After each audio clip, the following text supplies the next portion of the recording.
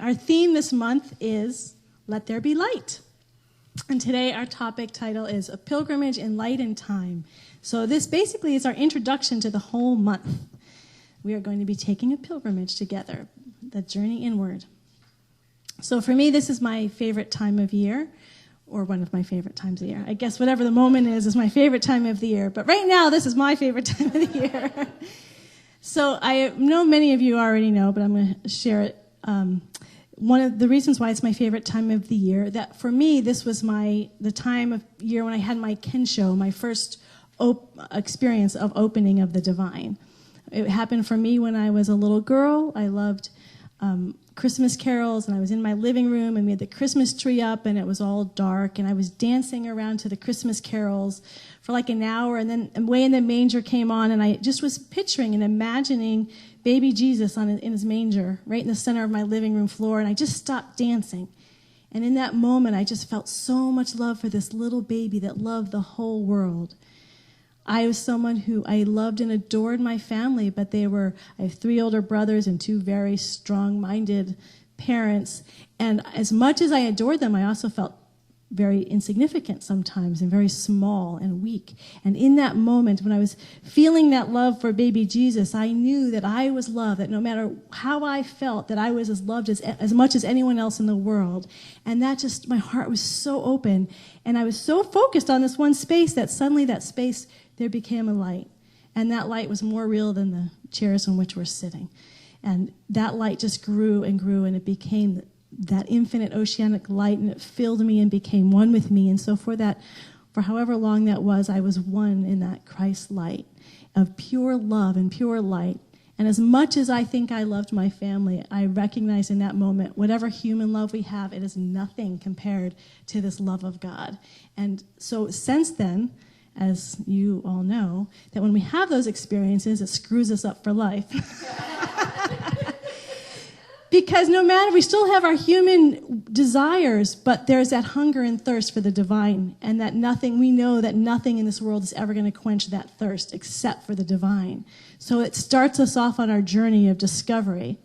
And what that divine does, what I have found, at least personally, that light does for us, is that it carries us through life, and its intention is to break all those walls down, all those places where we have borders in our hearts. So it works on us slowly over time. So for me, one of those places of healing happened when I had a vision. My vision in 1993, it was a dream vision where Paramahansa Yogananda came. He's a Hindu guru, came and told me I was to be a minister, and Shunryu Suzuki was with him. He was on the other side of a bridge, and he's nodding yes, and Yogananda says, you need to be a minister, you need to be, and just kept repeating, and there was doubts expressed in his ear. He goes, I know, you need to be a minister, and that was the dream. And so I didn't know much about Yogananda, so after the dream, I started reading the autobiography of a yogi, and I loved the book, and I started doing the self-realization lessons, but I was challenged. And this is, up until then, I had studied Hinduism. I was interested in everything, Buddhism, Taoism. I was interested in all the world's religions. But what I discovered, a border for me, was the preciousness with which I held Jesus. Because my first mystical experience happened around baby Jesus, I held a preciousness that Jesus was special. Even though I was in the New Thought, Ancient Wisdom teaching, in which we keep teaching that Jesus is not special, that he is not an exception, but an example for all of us, in my heart there was a specialness, and I felt like I was betraying him by loving Yogananda, because my heart became more and more open to Yogananda. And so I remember driving to one of the meditations and just struggling, well, I don't know, am I betraying you? But you guided me to Yogananda, but how do I feel? And it's just like you're in a relationship with the person. But it was that place in my heart that I could have all that intellectual knowledge, but until I actually got it in my heart, that there's no such thing as betrayal in God, that Christ presence that is in all beings. It's not just what we teach. Jesus was not the only Christ. He was filled with the Christ, but the Christ is in all beings.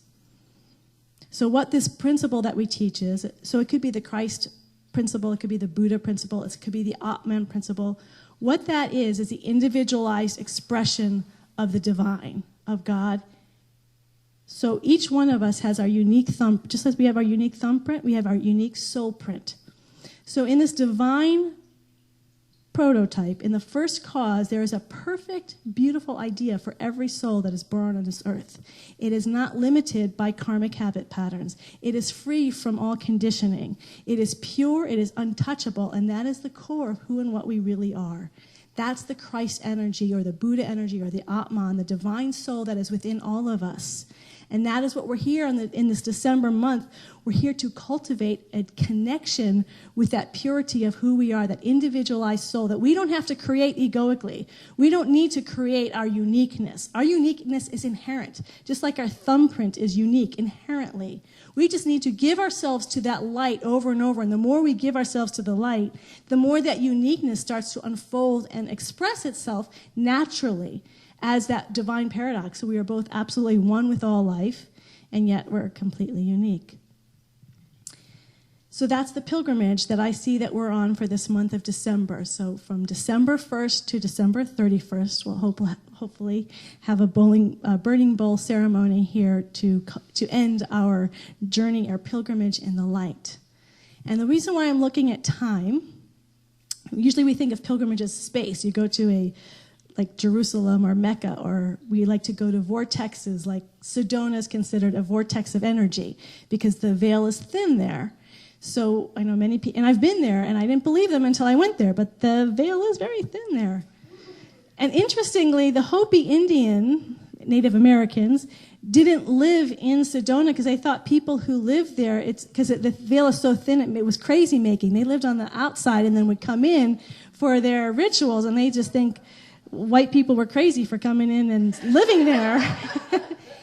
And it's interesting because I believe time, there's sacred vortexes. And for me, this period of time, we are in a sacred vortex where that veil is very thin. So that's why I think there's a little crazy making that happens, and we all go a little crazy at the same time, because that veil is thin. And so the more we're conscious that the veil is thin, and we're actually practicing being in alignment with that light that we're feeling more powerfully than ever before. So rather than fighting and complaining about the consumerism, or it's not this enough or that enough, but to just move ourselves into the energy of positivity, of the love, of the warmth, of the kindness that the light of the season is, we actually are going to start to feel, as your teacher said, where miracles are the norm. And that's what we're here to move into, is into that light place where we are discovering miracles all month long, because we are moving into alignment. It actually, this is a little side note, but I find it interesting. The Jewish tradition, the creation story, is a creation story of time, where back when it was created, most of the tribes created a creation story of place, that it was a sacred place. However, the Jewish people were in captivity at the time, so they couldn't do a place. They were in Babylon, so they did time.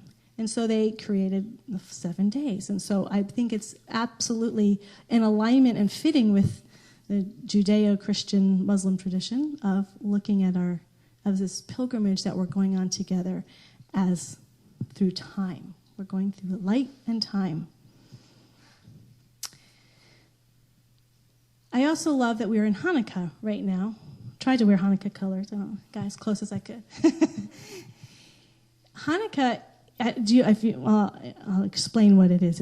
So what happened in Hanukkah was that the Jewish people wanted to rededicate a shrine, but they were also at war and their supplies had been cut off. So all they had was enough oil to light one candle, and it was going to be another 8 days before the supplies came to keep the candle burning.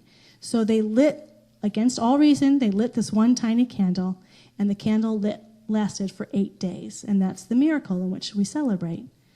So metaphysically, we can interpret that as we want to reconnect with the divine. So they wanted to rededicate the shrine. We want to reconnect with the divine. And what we want to do is connect, and that light may be very small within us. And we turn within, and when we connect with that light, it turns out that light is infinite. The 8 days is symbol for infinity. And so when we connect with the infinite. So what I love is the similarity with little baby Jesus.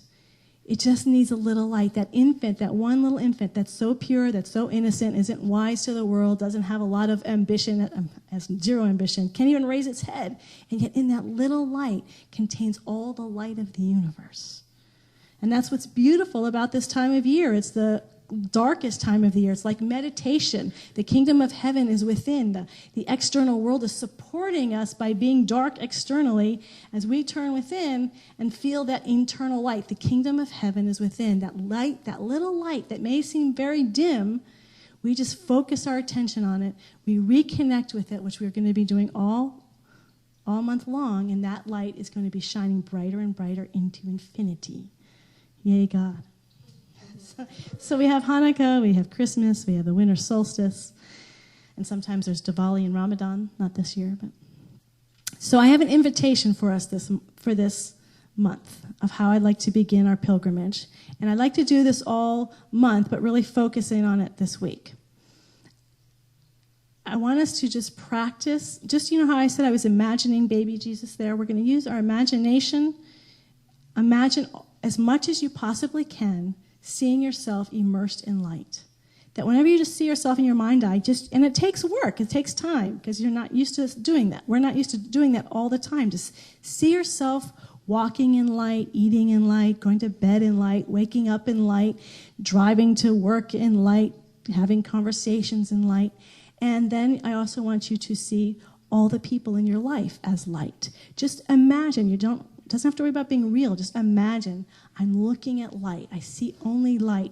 And especially those times when we don't like parts of ourselves or when we're feeling our hearts are constricted, the light is there too. So we can sometimes think that we have to feel a certain way for that light to be, but the light encompasses all of life. We're not doing spiritual bypass.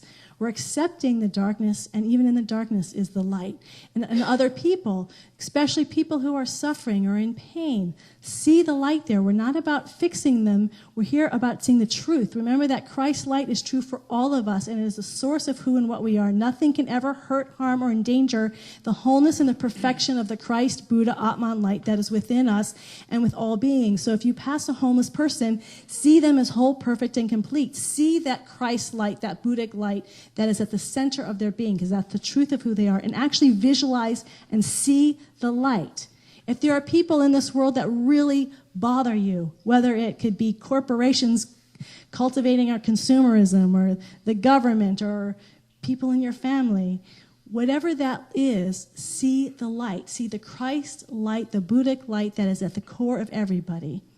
And in your animals and in your plants. So this week, our practice is just imagining light everywhere we go. Be in the light, in, through, and as. Light, light, and more light. And this begins our pilgrimage in light and time. Yay! It's going to be fun. I was so excited to start.